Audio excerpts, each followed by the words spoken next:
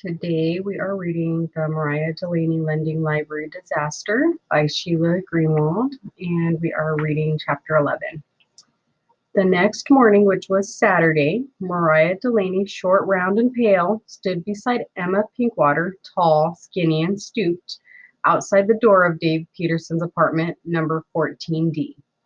Mariah was ringing the bell, her green eyes fixed on the penciled name card stuck to the door just below its peephole. Tamara Peterson, dealer in rare and antique books. Beneath this name card was a large, colorful poster decorated with flowers, curlicues, and balloons. It said, "Welcome to the Petersons' glorious 15th anniversary bash." It took forever till Dave opened the door, and when he saw Mariah, he began to close it, but she slipped herself into the foyer, and Pinkwater followed. The foyer was festooned with crepe paper, which was looped from wall to chandelier, creating a tent ceiling. A metal clothes rack was pushed to one side. Through the archway, Mariah could see into the living room where party preparations were going on. Folding chairs lay stacked on the floor, card tables leaned against the wall, and on a long wooden shelf was a pile of gaily wrapped gifts with anniversary cards open for display behind them. Mrs. Peterson was going back and forth from the living room to the kitchen, just behind it, setting up a table for drinks.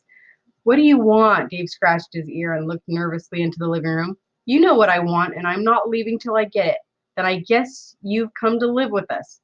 "What's that supposed to mean?" "It means—" "Look, Mariah," Dave suddenly changed his mood from annoyance to humble distress. "I told you I'd replace the book with a brand new paperback because the one I borrowed from you is lost." "Where? If I knew, it wouldn't be—" "Okay, let me help you find it." She started past him, but he hopped backwards and blocked her way.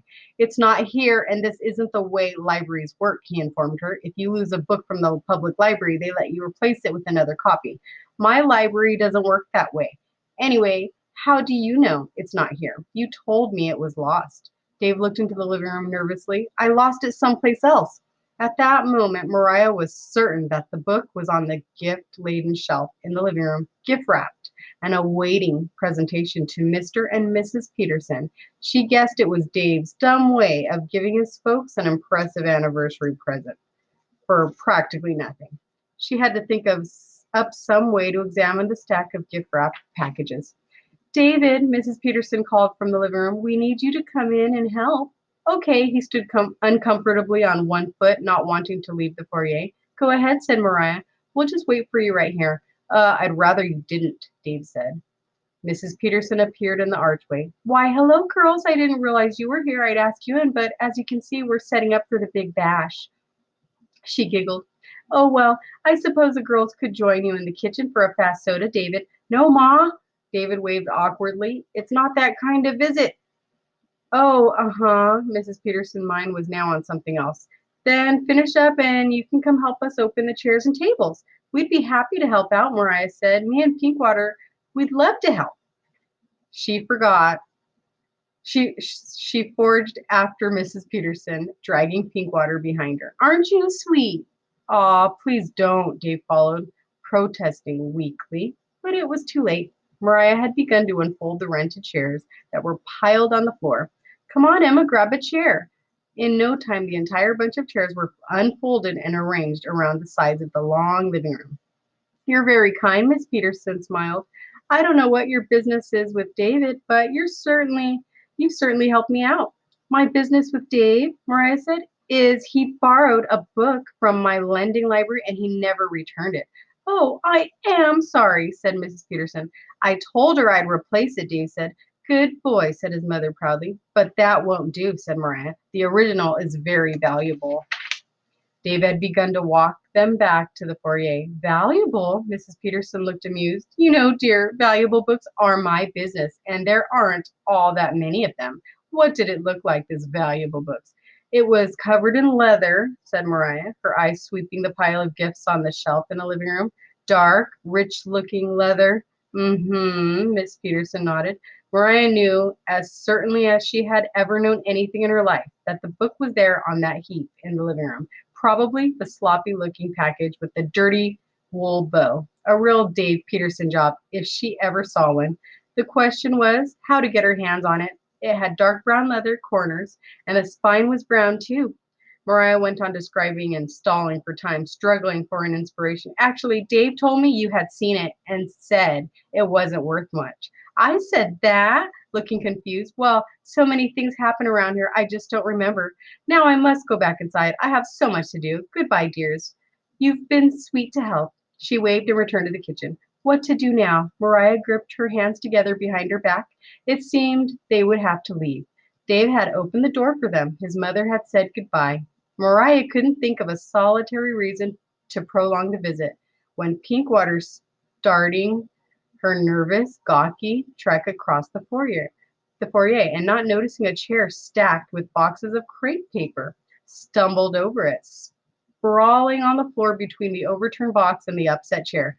Trust Pinkwater. The idea came to Mariah in a flash. Emma, it's happening to you, huh? Pinkwater started to get up, but Mariah pushed her back down. Stay there. You know, your doctor told you not to move when it starts. What starts? Dave whined. Her fit. She has fits. Oh, Lord, Mariah appealed to the ceiling. Pinkwater was struggling to get up, but Mariah sat on her chest. Hey, Mariah, Pinkwater howled. Get off of me. See, she's losing control. She goes crazy. She doesn't remember anything. What thing? Pinkwater screamed. Fits, you lunatic, Mariah bellowed into her face. Oh, why couldn't she be working with Coopersmith? Coopersmith would have understood immediately. Fits, Pinkwater asked. Get your mother in here, Dave. Please, she'll know what to do. Hurry, I can't restrain Pinkwater all day. She gets violent and it's very strong. Dave ran out to the foyer, through the living room, and into the kitchen. He was gone just long enough for Mariah to inform Pinkwater of her fits. By the time Dave rushed in with Miss Peterson behind him, Pinkwater was doing a first-class fit. Flailing in the air with her long arms and legs, she let her head roll crazily from side to side. She also made weird noises. I can't stand it. Mariah wept and pulled back as it seemed Pinkwater would strike her. Mrs. Peterson looked at the girl on the floor. It seemed as if any minute she might join her in a fit of her own. Oh, my God, she said over and over. I'll get her some water, Mariah said. She ran out of the foyer, made a beeline to the gift table, sized the sloppily wrapped package, and tore it open. Victory, great expectations. In the foyer, Mrs. Peterson and Dave were attempting to approach Pinkwater by grabbing at her wheeling limbs. Fits over, Mariah cried, holding the book up in the air. Mrs. Peterson stood up. Pinkwater stood up. I beg your pardon, my dear, Miss Peterson said coolly. You are making an outrageous accusation, and I demand that you return my book. This is a present from Dave and his sister as an anniversary present, and it does not belong to you. She reached out and snatched the book from Mariah's grasp.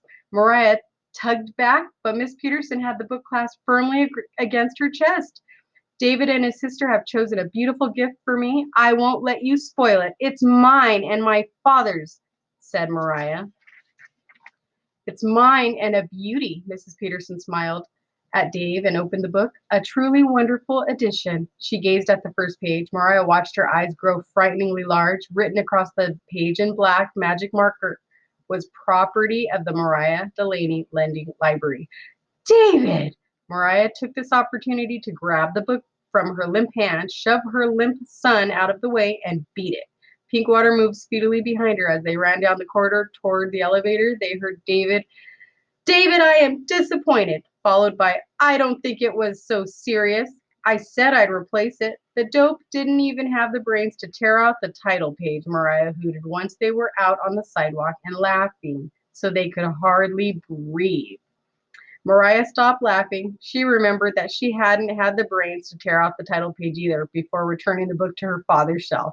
She remembered that too. And that had somehow taken books that didn't really belong to her. And then she actually felt a wave of sympathy for David Peterson of apartment 14D. That is the end of chapter 11.